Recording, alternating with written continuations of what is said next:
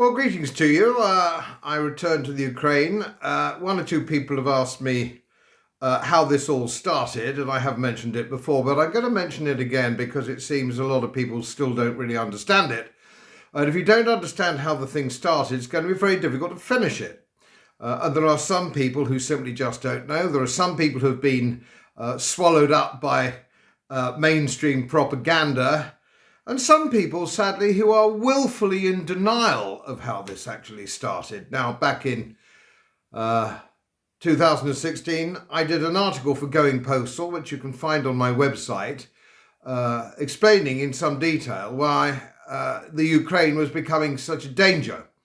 Some years later, the Guardian posted a big op-ed on Ukraine, which was saying how it was the most corrupt country in Europe and one of the most corrupt countries in the world, in point of fact, and still is today. So you're dealing with a very tricky chap when you're dealing with the Ukraine, not the Ukraine people. I'm not having a crack at the Ukraine people at all. It's a question of their governments, as it often is, and some Western governments are no better. I rather think our government is corrupt in many ways. However, leaving that aside, let's just rewind a little bit to 2014 when, with the help of the CIA, and it's an open secret, nobody denies there's no conspiracy theory here, the CIA helped enthrone Zelensky as president in 2014. And he ran on a ticket which was suggesting that it would be a good idea for the ethnic Russian people in the Ukraine to be able to continue their language and their culture, so on and so forth. He said this is perfectly legitimate to have ethnic Russian Ukrainians. That's perfectly okay. We need to make sure that they're protected, and that's what can happen. And of course, Zelensky was originally a Russian speaker. He's an ethnic Russian himself. So there we are. That's how it was in 2014. However, the problem that we have is that Washington wanted a puppet. They wanted a puppet president of the Ukraine because their job, as they see it, the Washington neocons and the CIA, is to destabilize Russia. They want to destabilize the Russian Federation, and their goal is regime change. They have been quite open about this. Again, there's no conspiracy theory. You just got to look at the speeches from American neocons in Washington from the top down, starting with Biden. That is their goal, to destabilize Russian Federation. Now, we're in this pickle really because of the holics that went on before all this in the carve-up of Ukraine, ludicrously putting ethnic Russians in one bit in the east and the west, Ukrainians who hate them and they all hate each other, and it's ever thus. So what's really going on at the moment is a belated civil war. That's what we have. That's the long and short of it, a belated civil war. And of course, half the problem started with Stalin, to be honest. Stalin, you could go back further than that, but I think if you go back to Stalin, who engineered or socially engineered what was the old Soviet Union. So some of the blame for all this nonsense can be laid at his door. Well, here we have a situation. So a lot of people cannot cope with the fact that the Soviet Union has gone. It's gone. It went 30 years ago.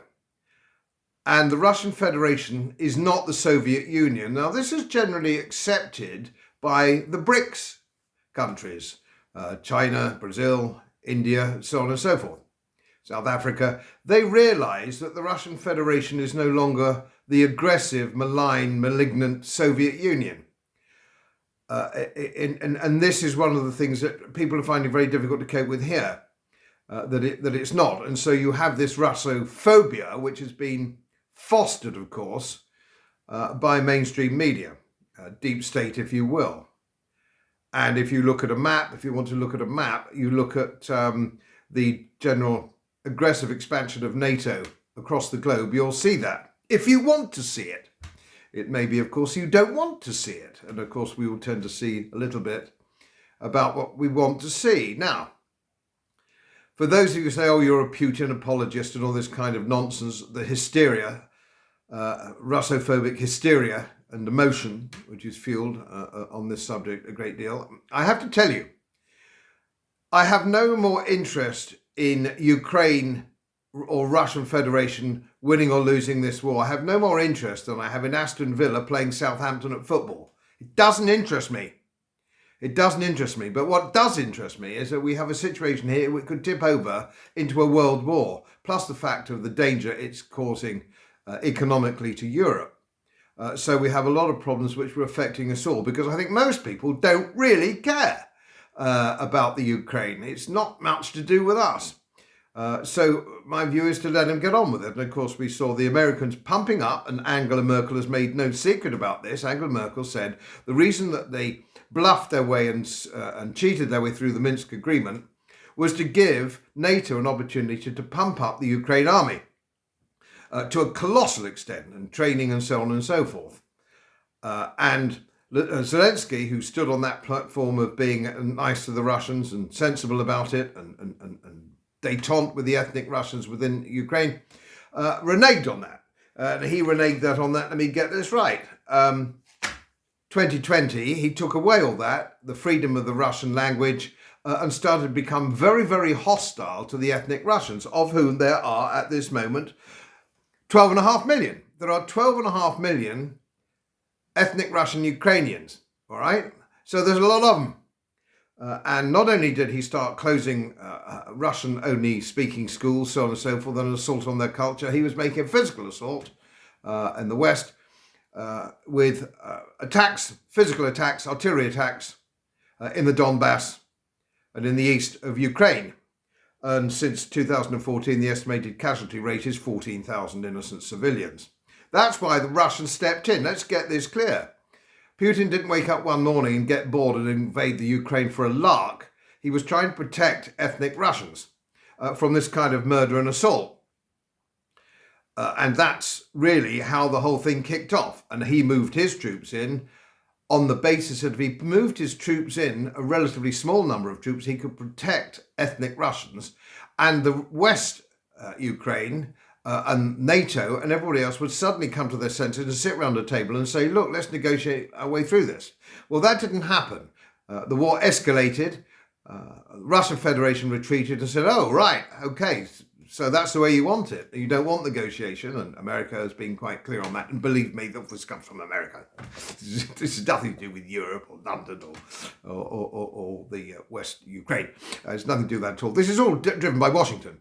And the irony, of course, is that no Americans want a war. They would risk a war with Russia. In fact, I don't know any ordinary citizens who want to risk a war with Russia.